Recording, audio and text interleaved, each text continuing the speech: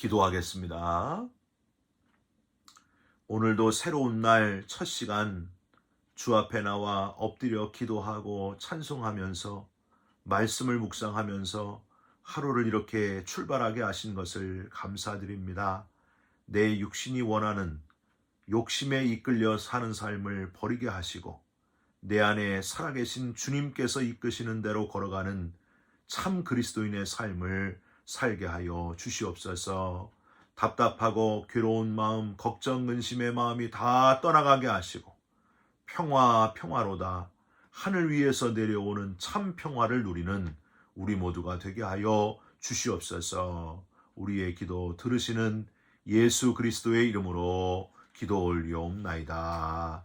아멘. 오늘 함께 나누실 하나님의 말씀은 잠언 25장 1절부터 13절까지의 말씀입니다. 이것도 솔로몬의 잠언이요 유다왕 히스기야의 신하들이 편집한 것이니라. 이 일을 숨기는 것은 하나님의 영화요 이 일을 살피는 것은 왕의 영화니라. 하늘의 높음과 땅의 깊음같이 왕의 마음은 헤아릴 수 없느니라. 은에서 찌꺼기를 제하라. 그리하면 장색에 쓸만한 그릇이 나올 것이요 왕 앞에서 악한 자를 제하라. 그리하면 그의 왕위가 의로 말미암아 견고히 서리라. 왕 앞에서 스스로 높은 체하지 말며 대인들의 자리에 서지 말라. 이는 사람이 내게 이리로 올라오라고 말하는 것이 내 눈에 보이는 귀인 앞에서 저리로 내려가라고 말하는 것보다 나음이니라. 너는 서둘러 나가서 다투지 말라. 마침내 내가 이웃에게서 욕을 보게 될 때에 내가 어찌할 줄을 알지 못할까 두려우니라. 너는 이웃과 다투거든 변론만 하고 남의 은밀한 일은 누설하지 말라. 듣는 자가 너를 꾸짖을 터이요 또 내게 대한 악평이 내게서 떠나지 아니할까 두려우니라. 경우에 합당한 말은 아로새긴 은쟁반의 금사관이라. 슬기로운 자의 책망은 청종하는 귀에 금고리와 정금 장식이니라. 충성된 사자는 그를 보낸 이에게 마치 추수하는 날의 얼음 냉수 같아서 능히 그 주인의 마음을 시원하게 하느니라. 아멘. 오늘은 잠언 25장 1절부터 13절까지의 말씀으로 우리 만남은 우연이 아니야. 우리 만남은 우연이 아니야. 라는 제목의 말씀을 잠깐 같이 나누고 기도하는 시간을 갖겠습니다. 두 사람이 함께 여행을 하고 있었습니다. 그 중에 한 사람이 오솔길을 지나다가 값비싼 보석이 든 보따리를 줍게 되었습니다. 그때 옆에 있던 친구가 너무 기뻐하면서 우리가 귀한 보석을 얻었으니 이제 우리는 부자가 되었네. 이렇게 말했습니다. 그랬더니 보따리를 주운 친구가 냉정하게 딱 잘라 말을 하는 거예요.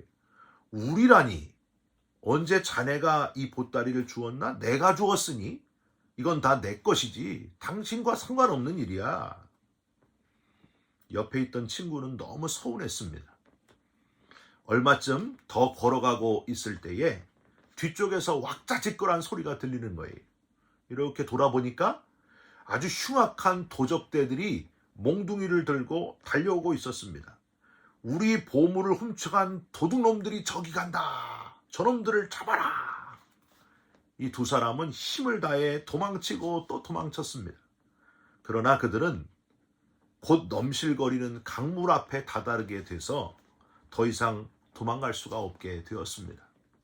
그러자 보따리를 주었던 사람이 이렇게 말했습니다. 아, 어떡하나. 이제 우리는 끝장이야. 우린 이제 꼼짝없이 저 도적대들에게 잡혀 변을 당하고야 말 거야. 그러자 이 말을 듣고 있던 다른 사람이 말을 합니다. 우리라니 자네만 끝장이지. 보따리를 주운 사람은 우리가 아니라 바로 자네 아닌가. 자네만 잡혀가면 되지 나는 모르는 일이네. 사람들은요 급할 때만 우리를 찾습니다. 이익의 문제가 걸렸을 때는 철저히 자기를 내세웁니다. 얼마나 이기적인지. 참된 행복과 기쁨은 나보다는 이웃을 생각하고 나를 제외한 다른 사람, 즉 참된 우리를 생각하고 배려할 때에 나의 행복도 주어지게 된다는 사실. 나를 위한 우리가 아니라 이웃을 위한 우리가 필요하다 하는 사실입니다.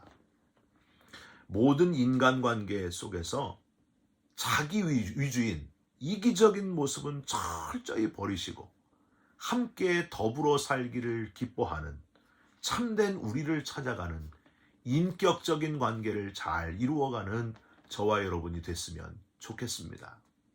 여러분, 인간관계의 권위자인 마틴 부버라는 철학자를 혹시 알고 계십니까? 오스트리아 빈에서 태어난 유대인 사상가인데 예루살렘의 히브리 대학에서 사회 철학을 가르쳤던 교수님이십니다. 나와 너의 관계를 기조로 한 인격주의적 철학의 대표자이기도 합니다. 이 마틴 부버는 세상에는 나와 너의 관계가 있고 나와 그것의 관계가 있다. 근데 참다운 삶을 살기 위해서는 나와 너와의 관계를 맺어야 된다. 이렇게 주장을 했습니다. 나와 그것의 관계는 뭐냐 하면 도구적인 관점에서 세상을 바라보면서 대상이 언제든지 대체될 수 있는 일시적이고 아주 기계적인 관계다. 인격적인 관계가 아니다. 그러나 나와 너의 관계는 서로가 인격적으로 마주하는 관계로서 무엇과도 바꿔질 수 없는 유일한 나와 대체 불가능한 너가 서로 깊은 신뢰 속에서 존재하는 것이다. 이렇게 표현했습니다. 부버는 인간은 관계 속에서만 진정한 자아를 찾을 수 있기 때문에, 그리고 자신의 내면을, 참다운 내면을 발견하기 위해서라도 나와 너의 관계를 맺어야 한다. 그렇게 주장했습니다. 여러분, 지금 내가 관계 맺고 있는 이들을 한번 생각해 보시기 바랍니다. 내 가족들, 내 직장에서 나와 함께 일하는 사람들, 교회에서 함께 신앙생활하는 분들, 그분들과 나와 너의 관계, 서로 아주 인격적인 관계를 이루면서 살고 있는지, 아니면 이기적으로 그냥 내 필요를 따라서 나와 그것과의 관계, 언제든지 필요 없어지면 다른 걸로 대처하는 그런 이기적인, 내가 필요할 때만 찾는 그런 관계를 이루고 살고 있는지 한번 자신을 돌아보셨으면 좋겠습니다. 마틴 부버는 나와 그것이 아니라 나와 너의 관계, 인격적인 관계를 맺어야 한다 하면서 이 말을 아주 중요하게 결론처럼 이야기했는데, 이 말이 뭐냐 하면 모든 만남의 연장선은 영원자이신 하나님에게 향한다. 모든 만남은 주체와 객체가 분리되지 않는 마치 하나님의 은총처럼 선언적으로 주어지는 직관적 판단에 가까운 것이다. 만남은 영혼의 한가로움 속에서 존재를 있는 그대로 받아들이는 영적 합의를 의미한다 라고 했습니다. 여러분, 우리들의 만남과 관계들이 그냥 우연이 아니라 하나님의 섭리 안에서 이루어진다는 거예요. 우리는 철저히 하나님께로 향한 삶을 살면서 만남을 갖게 되고 관계를 맺게 된다. 그러면서 의미를 부여해 간다 하는 겁니다. 여러분, 제가 오늘 제목을 왜 우리 만남은 우연이 아니야 라고 했는지 아시겠습니까? 어떤 사람과 만나고 관계를 맺든지 모든 관계를 하나님을 향한 삶 속에서 진지하게 맺어갔으면 좋겠습니다. 하나님을 향한 삶을 기초로 하면 그냥 예사로운 만남, 쓸데없는 만남이 없는 거예요. 다 하나님의 섭리 속에서 만나고 관계를 맺게 된다고 하는 겁니다. 어제까지 잠언 24장에서는요, 악인들이 형통하는 이 세상에서 살아가는 성도들에게 꼭 필요한 삶의 자세를 함께 나누었습니다. 악인의 형통을 부러워할 시간이 없다. 지혜로 무장을 하라. 하나님의 지혜를 드러내라. 편견을 버려라. 거짓 증언과 보복을 하지 말아라. 게으르지 말아라 하는 교훈을 우리가 함께 나누었습니다. 다 기억하시죠? 오늘부터 시작하는 이제 25장은 이 세상에 사는 동안 필연적으로 직면하게 되는 인간관계에 대해서 다루고 있습니다. 우리가 맺게 되는 인간관계들, 어떻게 관계를 맺어야 되느냐. 구조적으로 잠언 25장 전체를 분석하면은요, 첫 번째는 나보다 윗사람, 지도자를 대하는 올바른 인간관계의 자세가 뭔가. 또 두 번째는 우리들 서로 이웃 형제들을 대하는 올바른 인간관계의 자세는 또한 무엇인가. 그리고 마지막으로는 우리가 싫어하는 원수, 그 아주 원수를 대하는 올바른 인간관계의 자세는 무엇인가 하는 것을 잠언 25장이 다루고 있습니다. 오늘 우리가 읽은 본문은 첫 번째와 두 번째 자세예요. 우선 첫 번째, 윗사람, 지도자를 대하는 우리의 올바른 인간관계의 자세가 무엇인가? 바로 악한 자를 제하고 교만한 자가 되지 말아야 된다라고 했습니다. 5절을 한번 보십시오. 왕 앞에서 악한 자를 제하라. 그리하면 그의 왕위가 의로 말미암아 견고히 서리라. 여기서 제하라는 take away, 히브리어로 하고우 이렇게 발음을 해요. 흔적도 없이 싹 없애버리는 것, 이게 하고우예요. 그러니까 왕 앞에서 악한 자를 싹 제거하라. 신기한 것은요, 그 앞에 4절하고 똑같이 하고우, 4절에서도 싹 제하라, 이 표현을 똑같이 쓰고 있다는 거예요. 앞에 4절 한번 보세요. 은에서 찌꺼기를 제하라. 그리하면 장색에 쓸만한 그릇이 나올 것이요. 그러니까 은에서 찌꺼기 불순물을 제거해 버려야 쓸만한 깨끗한 그릇이 나오지 않느냐. 그것처럼 왕 앞에서 왕을 위하여 찌꺼기 같은 악한 신하들을 싹 제거해야 왕위가 견고하게 설 수 있다. 의로 견고하게 설 수 있다. 그렇게 교훈하고 있습니다. 여러분, 간신이라고 하잖아요. 온갖 가모니솔로 왕의 판단을 흐리게 만드는 사람들, 악한 자들, 그들을 제해버리지 않으면 아무리 좋은 왕이라고 할지라도 판단을 잘못하게 된다는 거예요. 여러분, 다니엘서에 나오는 총리들과 고관들이 그런 사람들이었지 않습니까? 다니엘을 시기질투해가지고 다리오 왕을 이렇게 해가지고 꼬드겨서 어떻게 해요?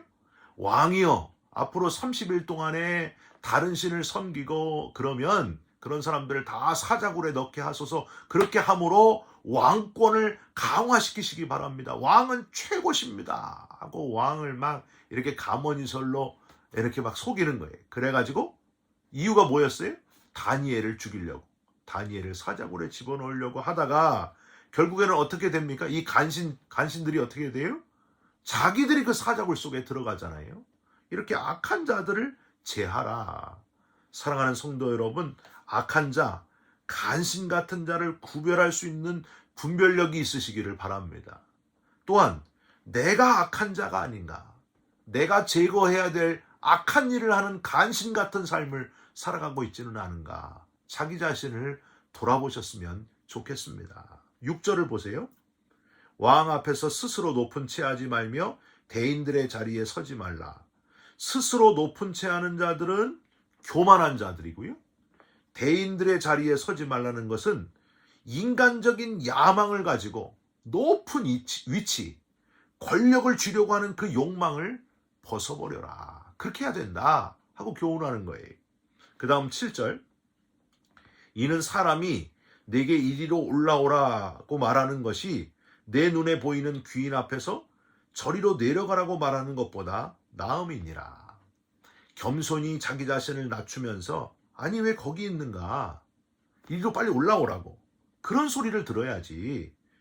자기를 높여가지고 자기보다 더 나은 귀인 앞에서 저리로 내려가라 하는 소리를 들으면 얼마나 창피하겠는가. 이렇게 지금 교훈하고 있는 겁니다. 여러분, 누가복음 14장 7절 이후에 보면은요, 예수님도 똑같은 말씀을 하셨어요. 청함을 받은 사람들이 높은 자리 택함을 보시고 그들에게 비유로 말씀하여 이르시되, 내가 누구에게나 혼인잔치에 청함을 받았을 때에 높은 자리에 앉지 말아라. 그렇지 않으면 너보다 더 높은 사람이 청함을 받은 경우에 너와 그를 청한 자가 와서 너더러 이 사람에게 자리를 내주라 하리니 그때에 내가 부끄러워 끝자리로 가게 되리라. 청함을 받았을 때 차라리 가서 끝자리에 앉으라. 그러면 너를 청한 자가 와서 너더러 벗이어 올라앉으라 하리니 그때에야 함께 앉은 모든 사람 앞에서 영광이 있으리라. 무릇 자기를 높이는 자는 낮아지고 자기를 낮추는 자는 높아지리라. 뭐 더 말씀드릴 것이 없을 정도입니다. 윗사람 앞에서는 악인을 분별하는 눈을 가지고 자기를 철저히 낮추시는 그 겸손한 자가 되시기를 주님의 이름으로 부탁드립니다. 이 세상의 지도자, 하나님이 세우시는 지도자 앞에서도 이러할진대 가장 큰 지도자이신 하나님 앞에서 우리가 어떻게 해야 되겠습니까?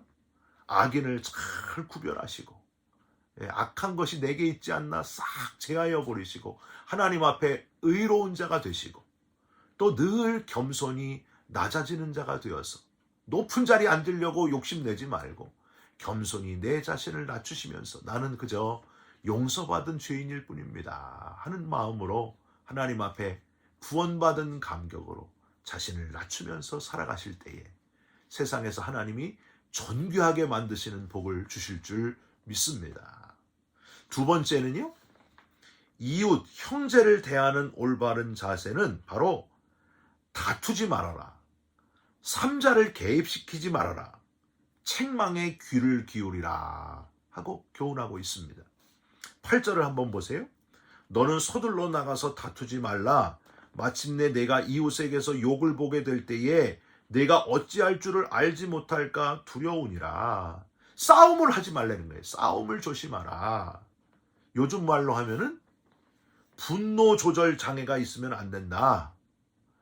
화를 참지 못하면 안 된다. 그런 교훈을 하고 있는 거예요. 물론 인간들 사이 인간끼리 모이면은요 싸우지 않을 수가 없어요. 싸움이 좀 일어나긴 합니다. 그런데 이 분노를 참지 못해서 실수하면 안 된다는 거예요. 당장 화가 난다고 화를 막 드러내면 그 화냄으로 인해서 더 중요한 것, 제일 중요한 것을 잃어버릴 수 있다고 하는 교훈입니다. 여러분 9절을 한번 보세요. 너는 이웃과 다투거든 변론만 하고 남의 은밀한 일은 누설하지 말아라.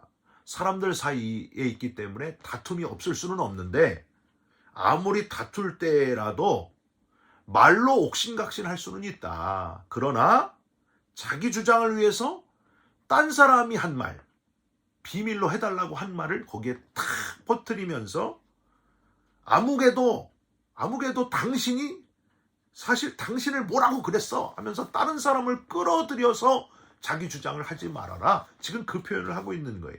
제3자를 이렇게 개입시키면 싸움이 더 커지게 된다는 거예요. 아무개가 뭐라고 했다, 당신 나쁜 사람이라고 했다 하면서 자기 주장을 뒷받침하기 위해서 3자를 끌어들이지 말아라. 성경에 이런 것까지 지금 교훈하고 있습니다. 결국에 싸움도 커지고요. 10절 보세요. 듣는 자가 너를 꾸짖을 것이요 또 내게 대한 악평이 내게서 떠나지 아니할까 두려우니라. 당장 자기는 속이 후련해도 그렇게 입이 가벼운 사람은 결국에는 모든 사람들에게서 악평을 듣게 되고 그 악평이 계속 된다는 거예요. 싸우는 것보다 더 악한 것은 비밀을 누설하는 것이다 하는 걸 우리는 여기서 알 수 있습니다. 또 하나는 12절 슬기로운 자의 책망은 청종하는 귀의 금고리와 정금 장식이니라. 상대방이 정말 나를 생각해서 진지하게 하는 그 책망과 조언에 귀를 열고 들을 수 있어야 된다는 거예요. 나를 정말 아끼고 사랑하는 마음으로 해주는 조언이 있다고 하는 겁니다. 그걸 진지하게 들을 수 있어야 된다. 자기 말만 하는 사람이 있어요. 자기 주장만 하는 사람이 있어요. 다른 사람은 절대 듣지 않아요. 다른 사람 말은 나만 옳다는 거예요. 끝까지. 여러분 다른 사람 말을 듣지 않으면 이기적인 사람이고 혼자 왕따가 될 수밖에 없는 거예요. 다른 사람 말, 정말 나를 생각해서 해주는 그 책망과 조언에 귀를 기울일 수 있는 겸손한 저와 여러분이 돼야 된다고 하는 겁니다. 그저 내 주장만, 내 억울함만 표현하는 사람은 결국에는 모든 사람의 따돌림을 받게 된다 하는 사실입니다.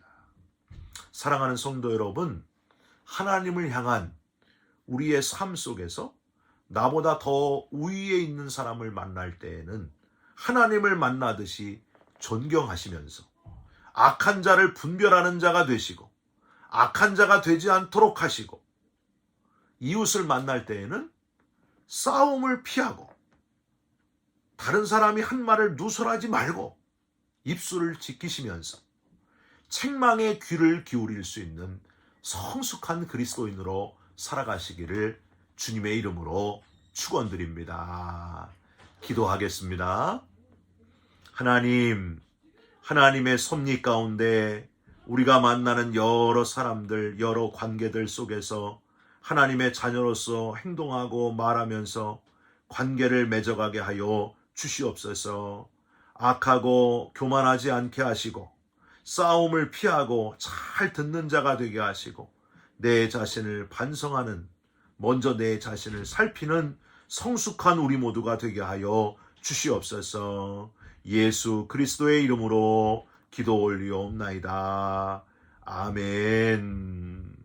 하늘에 계신 우리 아버지여, 이름이 거룩히 여김을 받으시오며 나라가 임하시오며 뜻이 하늘에서 이루어진 것 같이 땅에서도 이루어지이다. 오늘 우리에게 일용할 양식을 주시옵고 우리가 우리에게 죄진 자를 사하여 준 것 같이 우리 죄를 사하여 주시옵고 우리를 시험에 들게 하지 마시옵고 다만 악에서 구하시옵소서. 나라와 권세와 영광이 아버지께 영원히 있사옵나이다. 아멘.